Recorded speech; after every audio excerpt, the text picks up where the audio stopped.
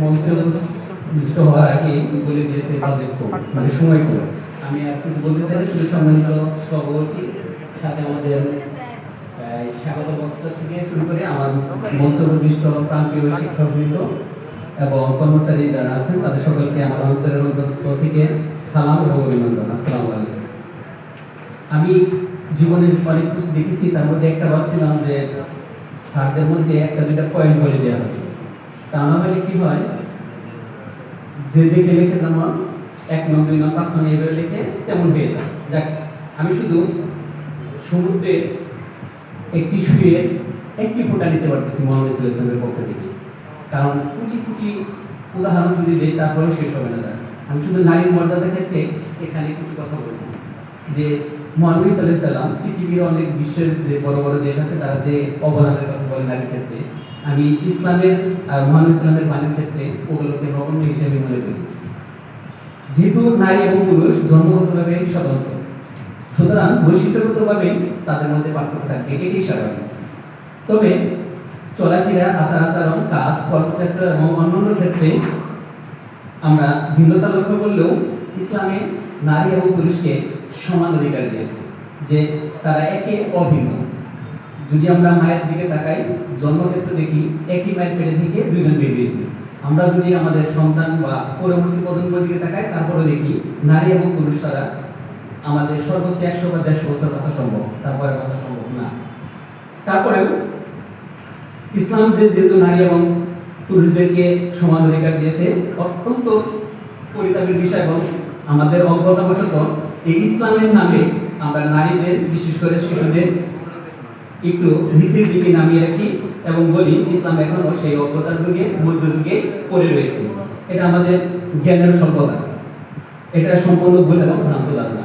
আমি সকলকে বলবো, আপনারা কোরআন এবং হাদিস দেখেন, পৃথিবীর কোনো ধর্মগ্রন্থে এখনো ইসলামের কাছাকাছি তো দূরের কথা, কয়েক লক্ষ গুণ বাগের এক ভাগও আসতে পারেনি। যা বেঁচে থাকার ক্ষেত্রে মুহাম্মদ সাল্লাল্লাহু আলাইহি ওয়াসাল্লাম বলছে কি, আল্লাহ তাআলা বলছেন, যখন জীবন্ত সমাধিস্থ কন্যাকে তুমি হত্যা করবে যে কোনো কারণে, তখন তোমাকে জিজ্ঞেস করা হবে যে কাল কিয়ামত তুমি কেন তাকে হত্যা করবে, কারণ তারও বাঁচার অধিকার ছিল। মর্যাদার ক্ষেত্রে মুহাম্মদ সাল্লাল্লাহু আলাইহি ওয়াসাল্লাম বলছেন, যে ব্যক্তি পুত্র সন্তানকে কন্যা সন্তানের উপর প্রাধান্য দেয় না, সে হবে জান্নাতবাসী। এবং নারী এবং পুরুষের সমকক্ষ আদালত এবং তিরমিজি হাদিস মধ্যে বলা আছে। এবং বিদায় হতে মুহাম্মদ সাল্লাল্লাহু আলাইহি ওয়াসাল্লাম বলছেন, তোমরা নারী স্ত্রীদের সাথে, মুহাম্মদ সাল্লাল্লাহু আলাইহি ওয়াসাল্লাম বলছেন যে তোমরা নারীদের ব্যাপারে মহান আল্লাহকে ভয় পাও, কারণ তোমরা আল্লাহর কাছে সাক্ষী রেখে অঙ্গীকার করে তাকে গ্রহণ করেছো, সুতরাং সবকিছু তিনি দেখতে পায়। এটা সূরা নিসার 19 নম্বর আয়াত। মুহাম্মদ সাল্লাল্লাহু আলাইহি ওয়াসাল্লামের সম্পর্কে বলছেন, তোমরা স্ত্রীদের সাথে সৎভাবে বা উত্তমভাবে জীবনযাপন করো। এটা আমাদের বিদায় হতে ভাষণে তিনি বলে গেছেন। মা হিসেবে শ্রদ্ধা এবং অধিকারের ক্ষেত্রে মুহাম্মদ সাল্লাল্লাহু আলাইহি ওয়াসাল্লামকে এক সাহাবী জিজ্ঞেস করেছিল, যেহেতু আমার বাবা এবং মা দুজনেই জীবিত আছে, আমি কাকে বেশি ভালোবাসবো, কাকে সম্মান করবো?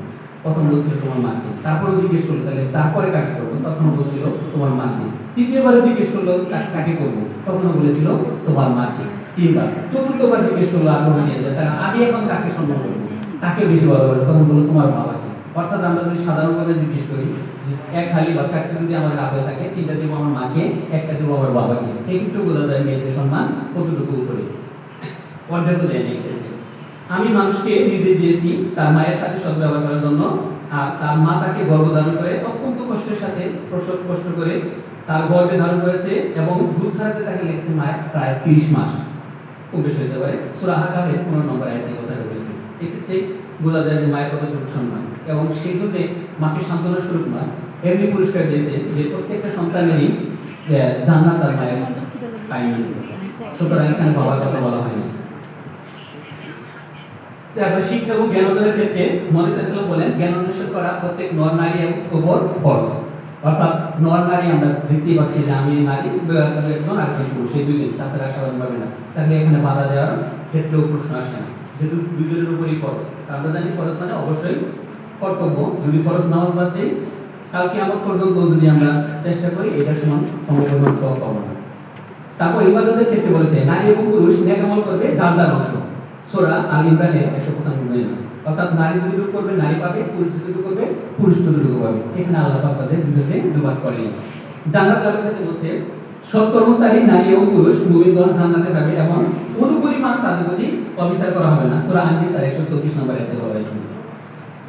উত্তরাধিকার সূত্রে বলছে পিতা মাতা এবং নিকটাত্মীয় যারা আছে তাদের সম্পদে নারী এবং পুরুষেরই অংশ রয়েছে। সূরা নিসার 7 নম্বর এবং 12 নম্বর আয়াতে।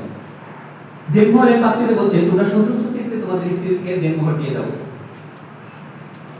ভরণ-পোষণের ক্ষেত্রে বলছে জন্মের পর থেকে ওই নারীটা থাকবে, নারী শিশুরা থাকবে তার বাবার আন্ডারে, তারপর যখন তার বিবাহ হবে তখন থাকবে তার স্বামীর আন্ডারে। এই ক্ষেত্রেও নারীকে বোঝা হিসেবে রাখা হয়নি, সম্মানের ক্ষেত্রে রাখা হয়েছে। বিয়ের ক্ষেত্রে বলা হয়েছে নারী তুমি তোমার স্বাধীনভাবে পছন্দ মতো একজন পুরুষকে তুমি বিয়ে করো, এখানে তাকে বাধা দেওয়া হয়নি। যা বাধা দিয়েছে আমাদের মা, আমাদের বাবা, আমাদের দাদা দাদি, আমাদের নানা নানি, আমাদের সমাজ নারীদেরকে আবদ্ধ হিসেবে রাখছে। ইসলাম বা মুহাম্মদ সাল্লাল্লাহু আলাইহি ওয়াসাল্লাম এখানে রাখেনি। এবং তালাক দেওয়ার ক্ষমতা দিয়েছে 3 রুকু যদি বা 4 মাস অতিক্রম করে সে তার স্বামী খারাপ হলে বা সমস্যা হলে তাকে তালাক দিয়ে অন্য জায়গায় বিয়ে করতে পারবে না। পর্দা রক্ষা করার ক্ষেত্রে বলছে তোমরা যদি কোনো নারীর কাছে যাও অবশ্যই পর্দার বাইরে থেকে তার কাছ থেকে বিনোদনের জিনিস চাবে। রাজনীতির ক্ষেত্রে বলছে যে হে মানব মণ্ডলী, এখানে মানব মণ্ডলী বলছে মানুষ মানে পুরুষ এবং নারী দুজনকে, এখানে শুধু পুরুষদেরকে বলা হয় না। উম্মে সালমা নামে তিনি মাঝে মাঝে বিভিন্ন সমাবেশে থাকতেন এবং নারীরা যুদ্ধে আহতদের এবং যারা সমস্যাগ্রস্ত হতো তাদেরকে ব্যান্ডেজ এবং সেবা করতেন। তারপর বিনোদনের ক্ষেত্রে বলছে তারা স্বাধীনতা বজায় রেখে যে কোনো ধরনের বিনোদন করতে পারবে। ইজ্জত এবং নিরাপত্তার ক্ষেত্রে সূরা নিসা আমাদের প্রথমেই বলা হয়েছে পুরুষ তুমি তোমার চক্ষু নামিয়ে রাখো। তারপরে 21 নম্বর আয়াতে বলছে নারীদেরকে হ্যাঁ তুমি যখন বাইরে যাবে তখন আলাদা একটা চাদর পেশ করো। তারপরে যখন তোমরা নারীদের থেকে কোনো কিছু চাইবে সে গরমটা বলছে যে তুমি যেখানে বাস করো তোমার স্ত্রীকে ঠিক সেখানে বাস করো, তুমি যা খাবে তোমার স্ত্রীকে তাই খাওয়াবে, তুমি যেখানে যা পড়বে তোমার স্ত্রীকে তাই পড়বে। অর্থাৎ আমি জানি যে আমার পৃথিবীতে সবচেয়ে আমার জীবনটাই মূল্যবান, আমি যে জিনিস পছন্দ করি আমার স্ত্রীকে দিলে অবশ্যই সেই জিনিসটাই পছন্দ করবে।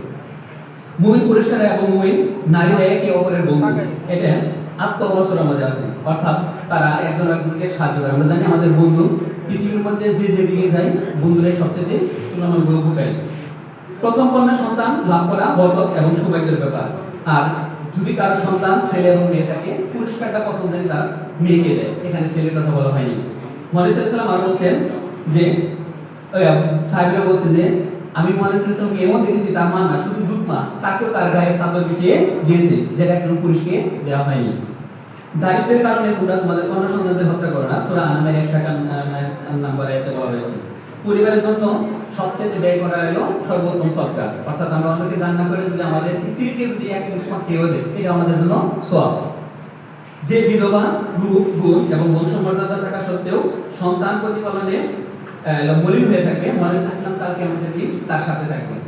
এখানে পুরুষের কথা বলা হয় না যে বিপত্তিক একটা পুরুষ তার সন্তান যে থাকবে তাকে এই মর্যাদা দেওয়া হবে। সুতরাং আমি সকলকে বলবো আর কয়েকটা আয়াত ছিল সংক্ষিপ্ত একটা ভিডিও বলে শেষ করছি যে সূরা 24 নম্বর আয়াত 4 এবং 23 নম্বর আয়াত আছে, সূরা 60 নম্বর আয়াতে 12 এবং 8 নম্বর আয়াত আছে, তারপর 9 নম্বরের 71 নম্বর আয়াত আছে, সূরা আন-নিসা যেটা 127 32 35 231, তারপর 2 নম্বর সূরা 231 এবং 232, 33 নম্বর সূরা 58 35 59 50 30 31, 58 নম্বর সূরার 1 নম্বর আয়াত, 66 নম্বর সূরা 11 এবং 12 নম্বর আয়াত, 28 নম্বর সূরা 7 থেকে 13, 16 নম্বর আয়াত থেকে 97 98 60 নম্বর আয়াত, 81 হলো 8 থেকে 9 নম্বর আয়াত, 40 নম্বর সূরা 40 নম্বর আয়াত, 5 নম্বর সূরা 5 নম্বর আয়াত, 30 নম্বর সূরা 21 নম্বর আয়াত, 49 নম্বর সূরা 13 নম্বর আয়াত, 19 নম্বর সূরা 16 থেকে 36 নম্বর আয়াত, 3 নম্বর সূরা 42 নম্বর আয়াত, 17 নম্বর সূরা 31 নম্বর আয়াত।